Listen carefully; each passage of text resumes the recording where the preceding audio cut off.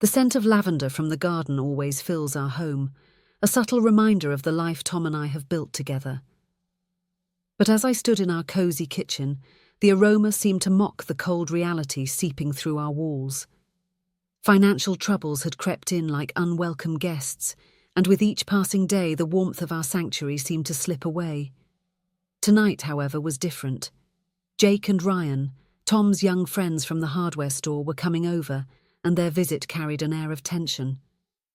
As I prepared tea, my mind raced with possibilities, each one more unsettling than the last. What could they possibly want? And why did I feel a shiver of fear mixed with a flicker of hope? The scent of lavender from the garden always fills our home, a subtle reminder of the life Tom and I have built together.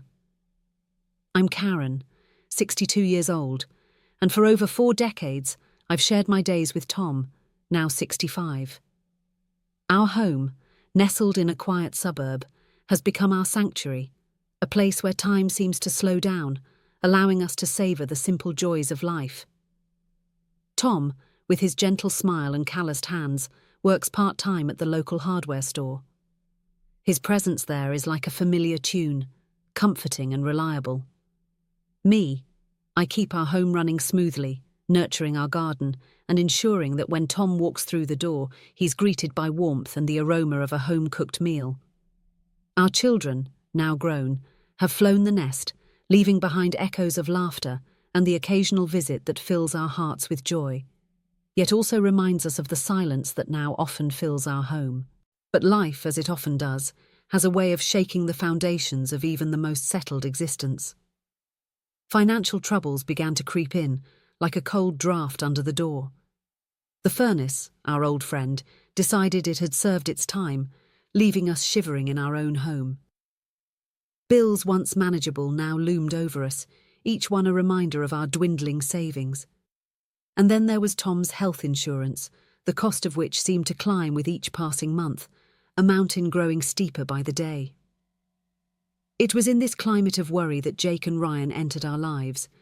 Both in their early 30s, they were acquaintances of Tom from the hardware store, their youth and energy a stark contrast to our aging routine. They were always polite, often helping Tom with heavy lifting at the store. Tonight, however, their visit felt different. There was a tension in the air, a palpable shift from their usual casual banter. They sat on our old worn-out sofa, their eyes occasionally darting towards me as I offered them tea.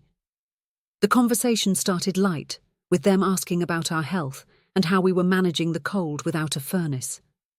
I could see the concern in their eyes. But there was something else.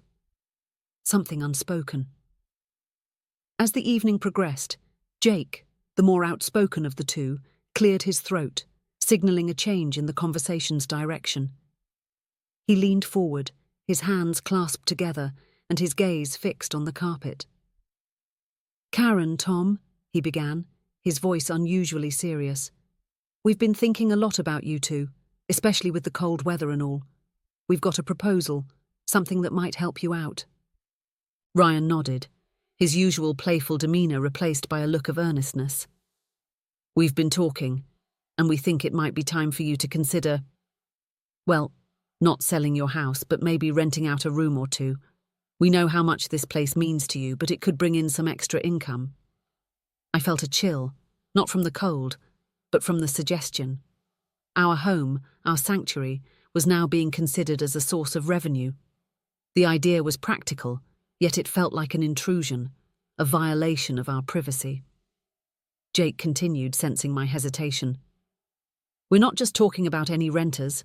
We've got friends, good people, who could use a place to stay. They'd respect your space, your rules," Jake began, his voice low and serious. "Karen, we've been thinking.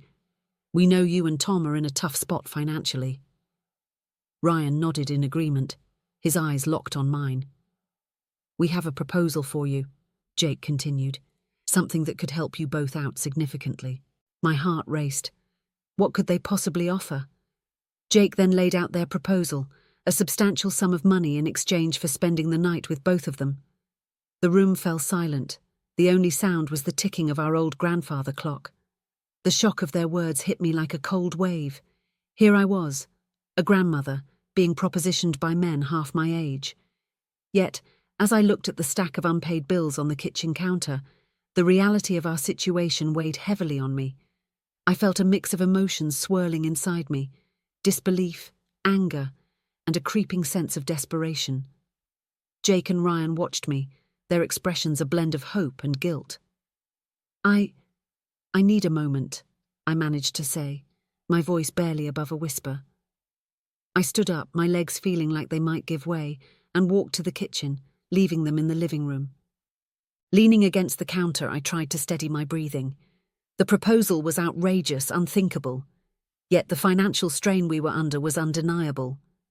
I thought of Tom, his health deteriorating, the medical bills piling up, and our home, this sanctuary, now cold and unwelcoming without the furnace.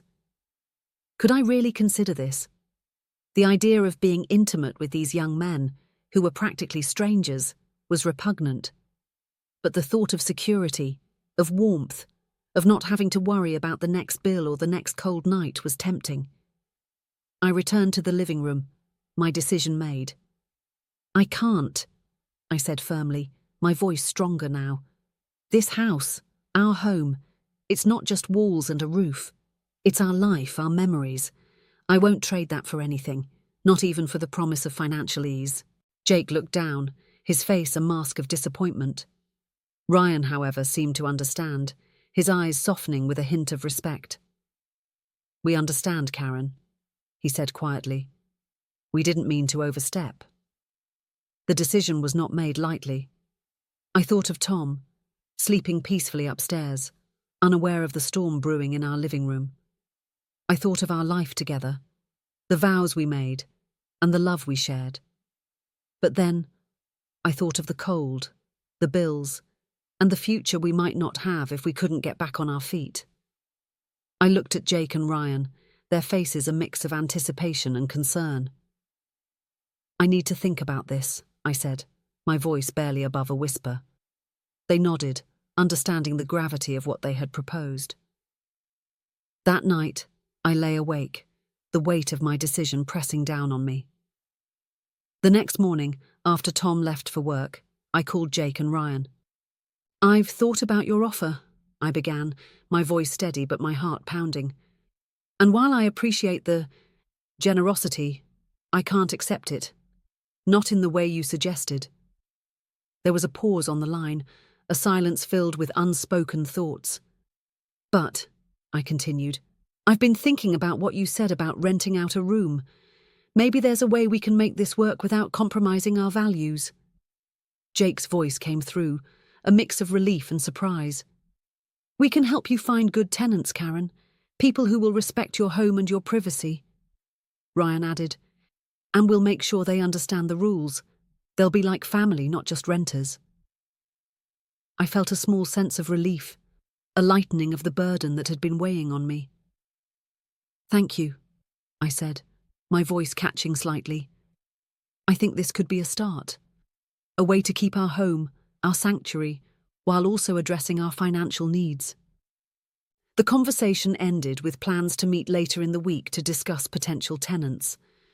As I hung up the phone, I looked around our home, the walls adorned with pictures of our family, our life. This was more than just a house. It was our legacy. Our I agreed to their proposal.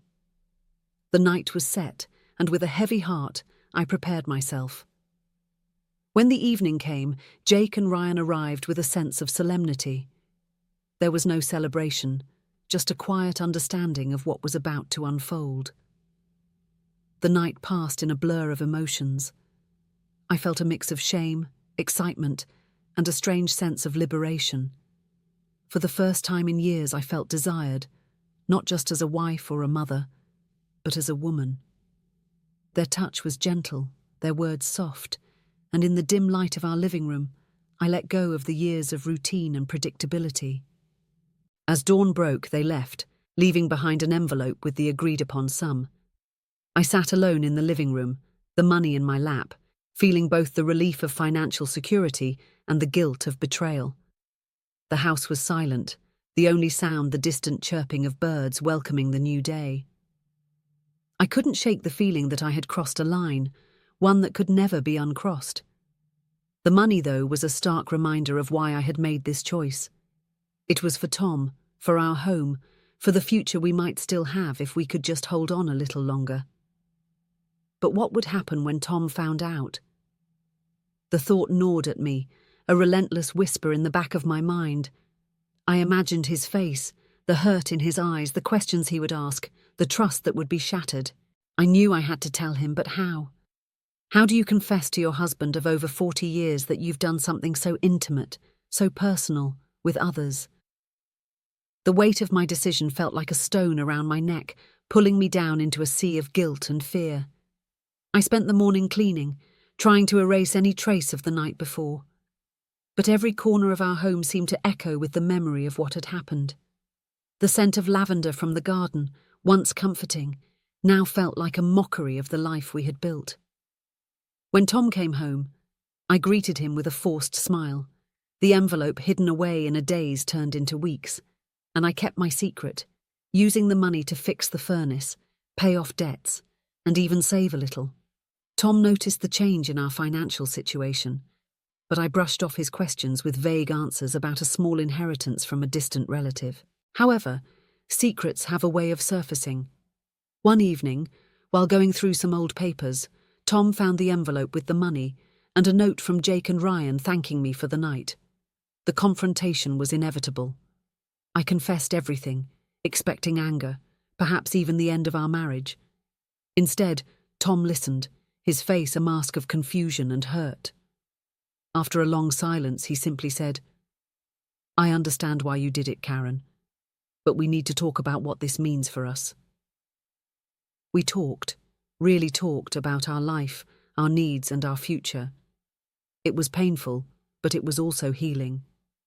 We decided to move forward, not just as survivors of financial hardship, but as partners who had faced an unimaginable choice and came out stronger together.